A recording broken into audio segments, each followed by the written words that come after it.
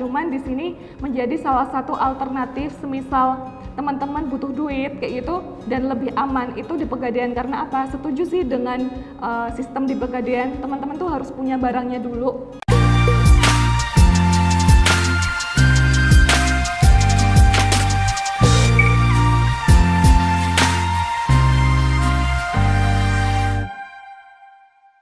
Halo teman-teman Bisnis Hack, balik lagi bersama saya Deborah Priyanita.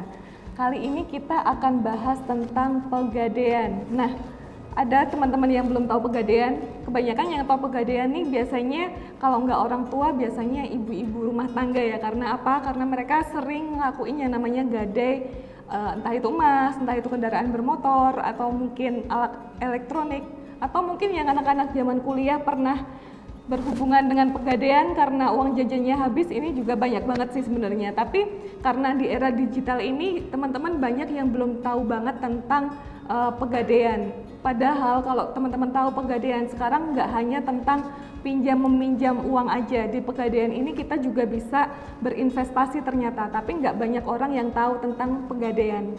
Pegadaian ini muncul awalnya sih sebenarnya memang buat hanya mengakomodasi pinjam meminjam ya teman-teman. Jadi Pegadaian ini awalnya sih pemerintah pengen bantuin masyarakatnya yang terbelit hutang dari rentenir. Jadi zaman dulu tuh banyak banget masyarakat Indonesia itu yang terbelit sama hutang rentenir karena lama-kelamaan pada kesusahan karena nggak bisa bayar hutangnya, mereka hanya bisa bayar bunga. Jadi pokoknya tuh masih banyak dan itu masih juga dibungain, jadi gulung-gulung terus akhirnya. Jadi Pegadaian ini muncul untuk menyelesaikan masalah seperti moto dari Pegadaian ya, menyelesaikan masalah tanpa masalah. Nah ini yang menarik sih sebenarnya pengen saya bahas. Karena apa? Karena kalau di Pegadaian itu kalau kita nggak punya barang jaminan, kita nggak bisa mendapatkan uang pinjaman. Jadi di Pegadaian ini kebanyakan membutuhkan yang namanya jaminan. Jaminannya seperti apa? Yang pertama ada yang jamin emas, ada yang jaminin BPKB, ada yang jaminin dia barang-barang elektronik. Biasanya kalau barang-barang elektronik ini kebanyakan anak-anak kuliah nih.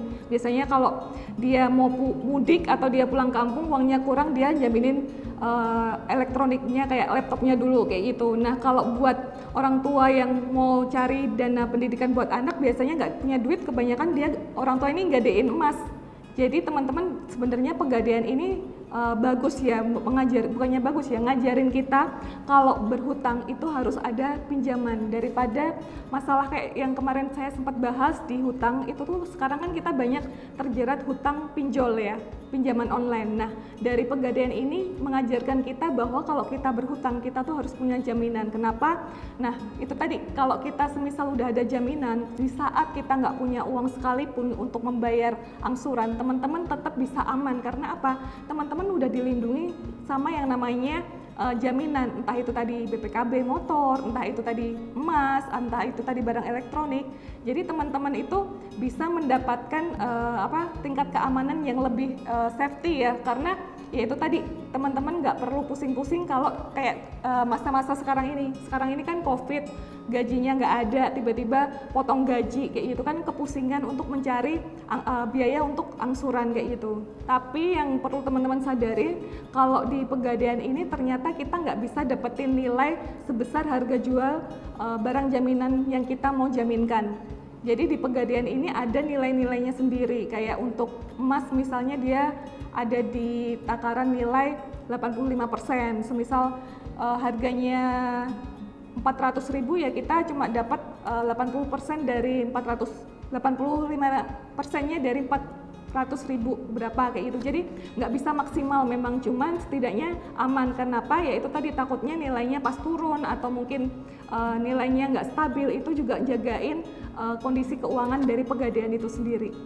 Beberapa keuntungan meminjam dari Pegadaian ini buat teman-teman semua. Yang pertama adanya fleksibilitas. Jadi kalau di Pegadaian ini teman-teman gampang ya, lebih mudah ya daripada di tempat lain, mungkin di perbankan atau mungkin di pinjaman online kayak gitu. Itu lebih dipermudah.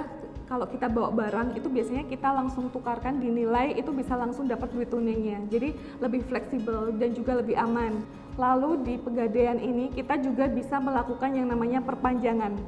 kalau semisal kita nggak bisa bayar, kita diberi kelonggaran untuk memperpanjang hutang kita. Nah, dan di sini bunganya juga nggak terlalu besar. Nah, itu teman-teman yang bisa membantu kita lebih aman lagi dalam berhutang. Biasanya kan kalau pemainnya kita di tempat lain, kalau kita udah nggak bisa bayar kan kita kena yang namanya tambahan bunga atau mungkin penalti. Sedangkan kalau di Pegadaian dia nggak akan ngasih penalti. Semisal kita mau pelunasan dipercepat, itu biasanya kita malah diberi diskon. Tapi kalau di tempat lain biasanya sih kita malah dikasih bunga ya. Jadi lebih enak kita di Pegadaian sih sebenarnya. Buat teman-teman yang punya pinjaman bisa kayak gini menjadi alternatif.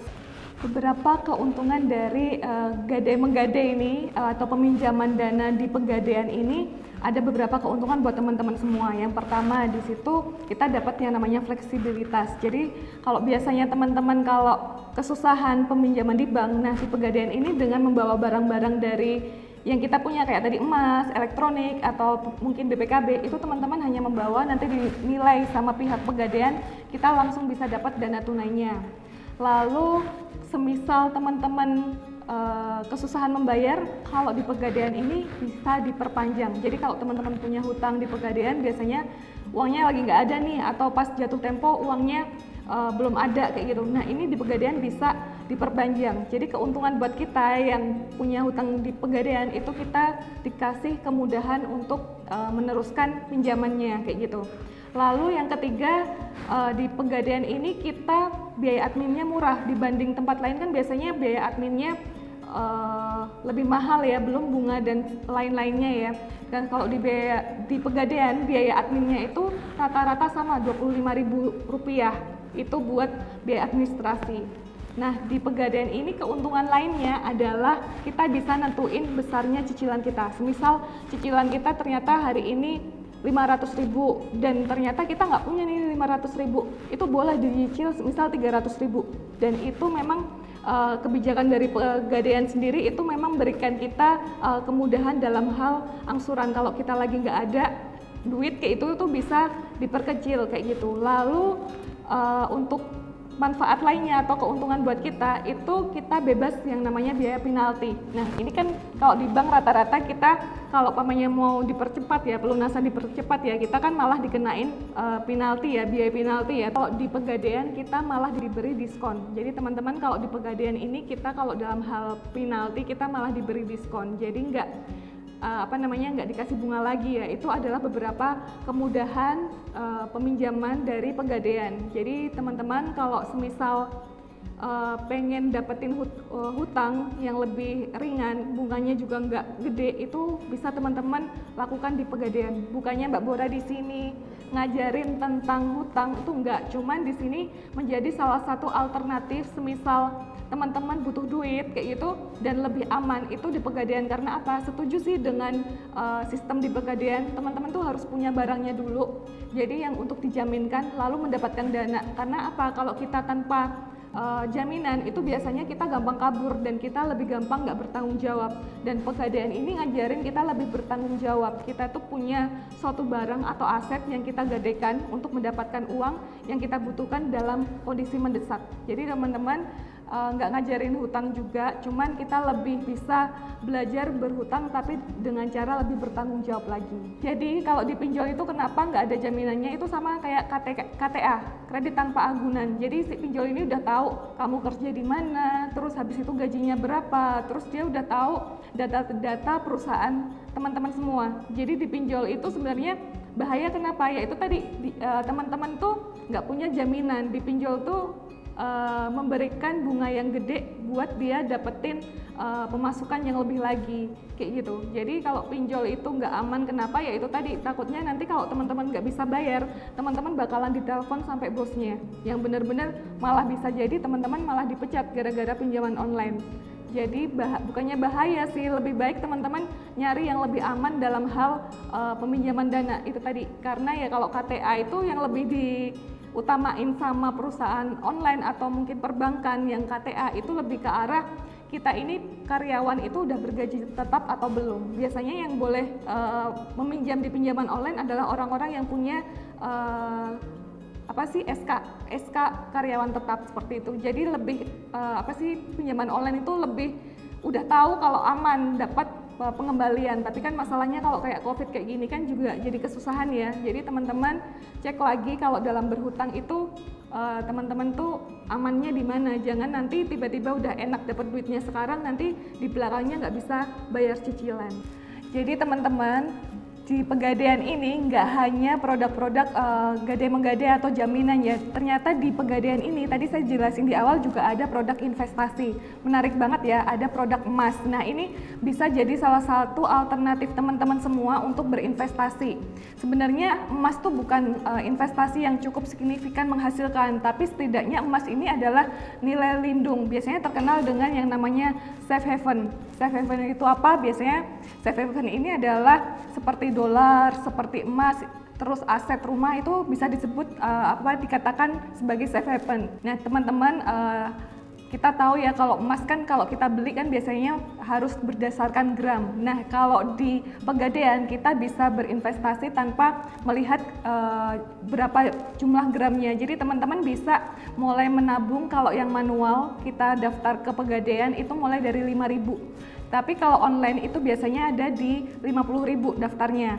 Terus ada yang namanya biaya titip dalam dalam setahun biaya titipnya itu murah 30.000. Jadi nanti teman-teman semisal pengen berinvestasi di emas bisa menggunakan salah satu produk Pegadaian.